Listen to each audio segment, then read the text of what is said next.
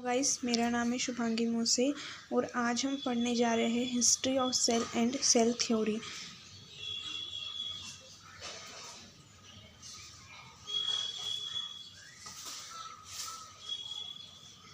कल हम डिस्कस कर चुके थे कि सेल क्या होती है और साथ ही हमने इसकी हिस्ट्री के बारे में भी जाना था। इसकी हिस्ट्री में मैंने कल आपको रॉबर्ट हुक के बारे में बताया था। अब इसकी हिस्ट्री में जो सेकंड साइंटिस्ट आते हैं उनका नाम है A.V. ल्यूवेनहुक। जो A.V. ल्यूवेनहुक साइंटिस्ट थे, इन्होंने भी सेल की स्टडी की थी, सेल स्ट्रक्चर वगैरह की। तो इन्होंने लिविंग सेल को देखा था। A.V. ल्यूवेनहुक सिर्फ फर्स्ट साइंटिस्ट थे जिन्होंने लिविंग सेल को देखा था। अभी तक ऐसा कोई साइंटिस्ट नहीं था जिन्होंने लिविंग सेल को देखा हो। जो रॉबर्ट हुक थे उन्होंने सेल को तो देखा था, लेकिन उन्होंने डेड सेल को देखा था, क्योंकि जो प्लांट की कॉर्क होती है वो डेड टिश्यू से मिलकर बनी होती है। तो उन्होंने डेड सेल को देखा था। तो हिस्ट्री में जो सबसे पहले साइंटिस्ट थे जिन्होंने लिविंग सेल को देखा था उनका नाम था A.V. ल्यूवेनहुक और इन्होंने सेल की ही स्टडी को कंटिन्यू किया। अब एक साइंटिस्ट थे जिनका नाम था श्लीडन। जो श्लीडन साइंटिस्ट थे वो बॉटनिस्ट थे। बॉटनिस्ट मतलब जो प्लांट्स वगैरह की स्टडी करे। तो श्लीडन ने क्या कहा कि जो ऑल प्लांट्स, जितने भी प्लांट्स हैं,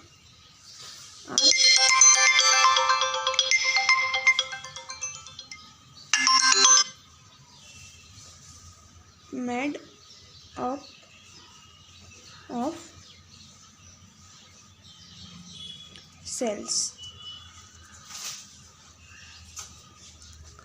and plant cell have cell wall। तो श्लीडन नाम के साइंटिस्ट से, जो कि बॉटनिस्ट है, उन्होंने क्या कहा कि जो जितने भी प्लांट सेल्स, जो जितने भी प्लांट्स है वो सब किससे मिलकर बने हुए हैं? सेल से मिलकर बने हुए हैं। और जो प्लांट सेल है उनकी जो आउटर कवरिंग होती है वो सेल वॉल से मतलब सेल वॉल की होती है। तो इनके पास एक आउटर कवरिंग सेल वॉल होती है, ये भी इन्होंने कहा। और जो सेकंड साइंटिस्ट थे जिनका नाम था श्वान। जो श्वान थे वो जूलॉजिस्ट थे। तो इन्होंने भी दो बातें कही, ये कि all animals are made up of cells and all animal cell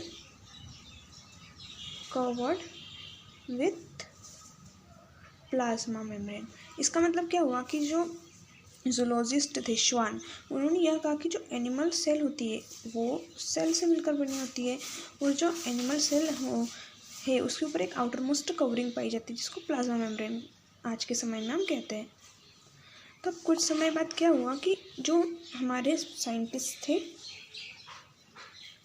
Schleiden and श्वान, इन दोनों ने मिलकर एक थ्योरी दी।